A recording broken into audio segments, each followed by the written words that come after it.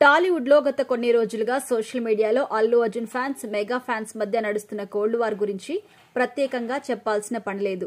Allu Arjun Nandyal episode తర్వాత mega fans, జన సైనికులు సోషల్ మీడియాలో దారుణంగా ట్రోలింగ్ చేయడం స్టార్ట్ చేశారు. శిల్పా రవి పిలవకపోయినా తానే వెళ్లి ప్రచారం చేశాను అని బన్నీ చెప్పడంతో మరింతగా గిరాజేసినట్టుగా అయింది. అలా జనసేన పవన్ కళ్యాణ్ కోసం కాకుండా వైసీపీ అభ్యర్థి శిల్పా రవి కోసం బన్నీ వెళ్లడంతో నానా రచ్చ కూడా జరిగిపోయింది.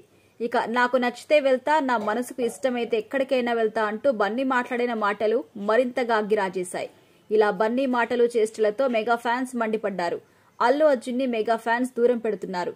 ఇలాంటి టైంలో పవన్ కళ్యాణ్ బర్త్డేకి బన్నీ స్పందిస్తాడా లేదా అని అంతా అనుకున్నారు.